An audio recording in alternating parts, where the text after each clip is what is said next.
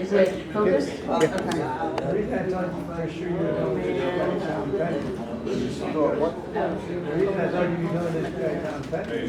So I think we've got everybody in.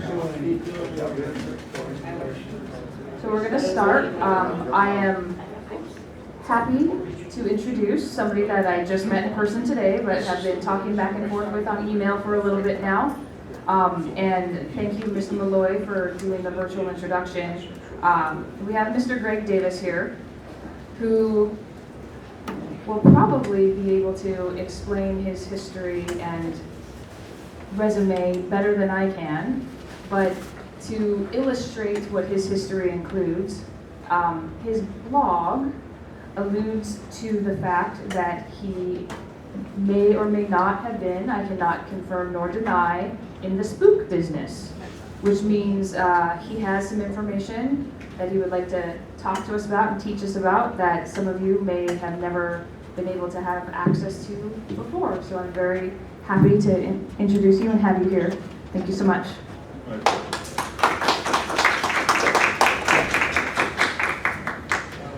Keep my resume brief.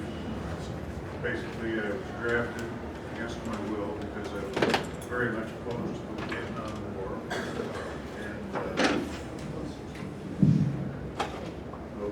So I was an anti-war protester, something of a liberal, straight out of college. I grew up as an Army brat. My dad worked for the son of General Patton. He worked with the guy who started up Special Forces. He worked with the future Assistant Secretary or Assistant Director of Intelligence for the Army. And he worked with a bunch of people who, as I grew up, I knew absolutely nothing about their histories until I read about them in history books, many of them were heroes. Nonetheless, I was a reluctant warrior, got drafted, came in my family. I was Army, my brother was Air Force, another brother was Navy, and a nephew was Marines. And I married an Army female over there who is notable because she knows how to blow stuff up. So, Which means you don't piss her off. that's right. Yeah. I always check for tripwire when I walk in now. So, basically, I kept on dodging the draft, finally got in the service, and kept on figuring out, what do I need to do to stay out of this stupid war for a while? And so I signed up for lots of schools and got assigned to lots of schools.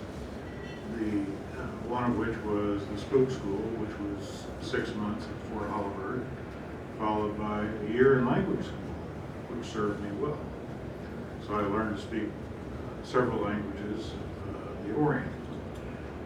And I finally got over there, and I thought I had a nice, plush, easy spot in Bangkok, and learned that I had really annoyed the Bangkok station chief, who insisted that I get out of Bangkok, and I got shipped up to Laos, where I became an assistant attaché on the surface, but in reality I became an advisor to what was called a group mobile, or several groups mobile, which were the guerrilla operations running throughout Laos. And these opposed the North Vietnamese Army regiments that were there. So you have the 19th, 29th, 39th, 49th regiments, all of which were in Laos. And from those we extracted prisoners of war. And those I had a chance to chat with on occasion. We also did battle with the Pathet Lao. And the third group was the dualists, or the neutralists up in the north. And on top of that were the Chinese. The Chinese occupied northern Laos at that time and went on to do nasty things like shoot down our planes with their surface-to-air missiles and so on. Never had occasion to interrogate a Chinese guy, but did that for all the rest. My specialty was not interrogation. My specialty was as a spook or case officer, in which I would normally recruit spies. And that worked well return our prisoners periodically and send them back into the ranks of the North Vietnamese Army or the Tet Lao. And later on in the insurgency, we would turn insurgents to go back into China, go through their schools, and then come back in. Then we would run them as part of the insurgency. All that's part of AIM School. So, as I got shipped up to Laos to do this new stuff, I learned how to debrief and interrogate. The deal was interrogations will always work well if it's not a hostile interrogation. So I learned how to elicit information rather than to beat it out of my prisoners. And that worked very well. Tough guys, you could usually trick it, spilling their guts without their knowing it, and that was good. With each one of these debriefings, with each one of these interrogations, I would start out with the mandatory question of, do you know anything about American prisoners? Have you ever seen them? Have you ever seen their dead bodies? Do you know where they're buried? Do you know where they're in prison? Do you know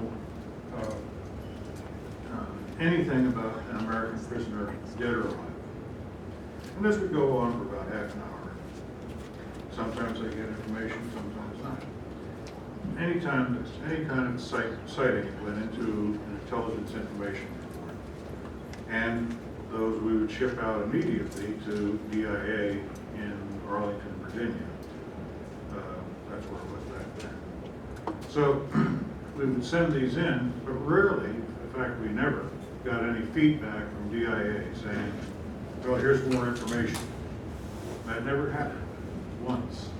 The only time it came close to happening was when I was debriefing a North Vietnamese prisoner, and he talked about having overrun an American base camp, which was a U.S. Air Force base camp up on a karst in northern Laos, and it was a listening post. And he was fascinated by the fact that it took them 2 months to climb this karst, because karst is basically a vertical, or a little triangle like that that goes up several thousand feet. Actually, it went up about 14,000 feet. So it was a long haul getting up there, but on the top they had a little plateau. And on that plateau was an Air Force listening post. And as they came across and charged the camp, none of the Air Force personnel up there had the slightest idea of how to shoot their guns. They had M16s, they had no idea how to lock and load. He says they just swept through the camp and killed virtually everybody. Those who were alive, they threw over the cliff. And one of those was a CIA officer who was up there. At any rate, the commander, the lieutenant who led that sapper operation, went back figuring he's going to be a hero in Hanoi, got arrested, thrown in prison, and was executed because one of his orders was to destroy all the communications gear and all the codes, which the Vietnamese would have loved to have had. So the lieutenant didn't do very well. But I tell that story because a day after I sent that report in to DIA, a bunch of guys dressed in black showed up to take my prisoner away, and I never saw my prisoner again. They went, took him, no reports, no feedback, so I had absolutely no idea what became of him, and so everything that he would have had was just, disappeared. I no longer had information for it. But you had a variety of different types of people within the military, within the intelligence business, who did stupid things like get rid of valuable sources of information. In this case, there wasn't too much to add to how many of them, or who among those Air Force personnel that were killed or thrown over the cliff could have been identified. The Air Force knew, but I would assume, because they were in a secret location, that they may have been listed as missing in action. They were dead, and and so they were missing. So these were probably 30 people who appear on the list there. So we would also run what we call clandestine operations, which are different from covert operations. Clandestine operations were recruiting, sending people back across the borders, back into units so that they could spy within. All that is peripheral to the issue directly of the issue of prisoners of war and missing. But it gives you an idea of how strange the entire environment was. I was part of what we called an exploitation team. We exploited everything from photographs to equipment to people. And so that was the way it worked. Now, as we went on through the war, some of my debriefings included upper level NVA officers. And one of them, he was a captain, I guess, and he was easy to talk to because he had attended the London School of Economics, and so we would discuss economics, and then we would get into his assessment of the war. His assessment was, we've lost the war. I said, what do you mean, you've lost the war? He says, well, we don't have any more young men for the war. We don't even have any middle-aged men for the war. He says, I was a college professor. He says, here I am, you're a prisoner now. He says, we don't have any young men. He says, we're putting 12, 13-year-old boys in uniform and sending them into the field. We're sending women into the field to, run anti-aircraft operations. And he says, we just don't have anybody to fight the war like. He says, you Americans have won. Now this was 1972, 73. I'll tell you something about 72 in a minute. But basically, we were bombing military units, North Vietnamese units, that consisted of women who had absolutely no military training at all, and they all died. Very few prisoners were taken because they were napalmed.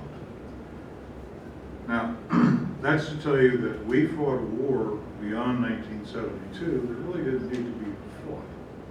I was at Saigon in 74, after virtually all the American troops had left, and there were no soldiers to be seen. There were no soldiers to be seen outside of Saigon. There were no soldiers to fight. The war was over because the North Vietnamese had no more soldiers. So everything you read about, this desperately clawing citizens of Vietnam, clawing on top of the U.S. Embassy onto helicopters, being carried out to ships to avoid the incoming NVA, all that's lies. That's all BS. So you have to excuse me for my cynicism. But I go back to 1972. 1972, Mr. Kissinger, who promised to bring back the prisoners, or at least pay for them. 1972, Henry Kissinger sent a letter to Zhou Enlai. In it, he said, the United States has no further interest in Southeast Asia. Should the Chinese decide to expand their presence throughout Asia, throughout Southeast Asia, the United States will not offer any resistance. So essentially he was saying, you want it, you take it. We're not doing it anymore. But in the meantime, he pulled all the troops out. He forced all of the intelligence operations, CIA and DIA and military intelligence, to shut down immediately and end any intelligence operations at that point for the rest of the war. So they were all gone. So we had no capability, unless we were operating in secret like I was, to conduct any kind of intelligence collection. All the networks were gone, the funding was gone. So that's how it went. These were the frustrations that we dealt with in the field. We could not collect a whole lot of information. But let me go on to the POW camps. POW camps were both Vietnamese as well as Laotian. So the Pathet Lao had a variety of POW camps around the country. In Sing Kuang, which was kind of the headquarters in the northeast region of Laos, there was a major headquarters for the Pathet Lao. Outside of that camp, outside of the headquarters, was a camp about 5 kilometers away. One of my prisoners told me all about it. And he was a public relations guy, and he had a camera that he took pictures of all the prisoners with. Among those prisoners were a bunch of Americans. They had a regular camp which consisted of all Royal Lao Army troops as well as the guerrillas we had. But in the separate camp were Americans. I think there were 14 Americans according to his count. And I said, how do you know they were Americans? And he says, well, it was a big deal. He says, we had communists from all around the world coming in to take pictures of them and interview them and write stories about them for hometown newspapers in Europe. He says, we had a big contingent in here from Italy, the Italian Communist Party. And they interviewed all these prisoners and took their pictures, had all these interviews. So, being the diligent intelligence officer that I was, I wrote all this out in detail, sent it back to DIA, and it said, what questions do you want me to pursue with this guy? And I had a standard set. I got no response. There was absolutely no interest. Well, there's something wrong with this picture. Now, Air America would lose their pilots and their kickers, as we call them. They'd kick rice out the side of the plane to the guerrillas and villagers. At any rate, one of the, their planes would go down periodically. They would lose these guys, but they had a deal with the Pathet Lao. If you guys capture one of our people, we will pay you in gold to return them. So Air America and Continental Air, both of those were not part of Continental Airlines, but of those two airlines, they never or rarely lost anybody permanently. It was only a temporary detention. They'd hand out a couple of bars of gold and get their people back. And it was usually a fairly quick turnaround. As an aside, if you've ever watched that movie, Air America, you look at it and say, oh, that's crazy stuff. It's, nobody would ever do that stuff. It's just Hollywood. Well, actually, in reality, that was lightweight as compared to what it was really like. Talk crazy, and these guys were really crazy. And I never met a sober Air America pilot. They had to be drunk all the time to do what they were doing. And one of them was flying a big cargo plane, and he flew up above the Chinese area, took a surface-to-air missile through the cockpit. It went right through the cockpit and took off one of his legs. And, he was, I guess, in shock, so he just pulled out a cord, cut off his artery to stop the bleeding, called back into the Udorn Air Force Base and said, hey, I got a problem here, can you get an ambulance for me? And he turns his plane around and goes to Udorn. 3 or 4 months later, he's back in the cockpit with one leg. Crazy guys, loved them all. Now we'll go into the issue that I talked about earlier this morning, paved spike. The Air Force, as I mentioned, had this highly technical capability of planting relay stations that American pilots could, if they could see them and recognize them, there was a communications capability there in which if they touched it in the right place, a little door would open, there would be a little keypad type of thing, they type in a code, and that code would identify them. It could all be done in a matter of seconds, so that their captors wouldn't really notice. The guy would go into the woods for take a whiz or something, but he could put in that code, and that would identify him, and so that would be relayed over to Nakhon Phanom in northeast Thailand, which was a major Air Force center. And all of that information went in, and then it would be relayed back to the states theoretically, so that they would know that that pilot had hit that point along the trail back up to North Vietnam. Now, the Air Force would use F-4 fighters, fighter bombers, and they would swoop down and drop these spikes, were about the size of this table. A lot of them were longer. They looked like little bushes or trees. They had leaves and branches on. They would drop them, you know, they drop them at 300 miles an hour, and they would stick in the ground. But they were virtually impossible to determine from foliage that was nearby. So that was one way that the Air Force pilots who were shot down could let people know that they were still alive or that they were headed in one direction or another. And the quick question is, well, you know, you certainly couldn't know where all these things were. But these things were dropped by the thousands, and each one had a GPS locator, which back then was a top secret technology. It was even top secret in the war in Serbia. But in Vietnam, nobody even knew what a GPS concept was, but the Air Force had it, and it worked. So that transmitted, that location transmitted the code, and that went back into a database. That database, more than likely, is still available if you tap into the Air Force, if you push the Air Force to release that information. Not sure who you talk to. You'd have to talk with their tech division.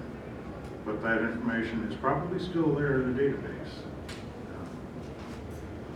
So the other issue in that respect is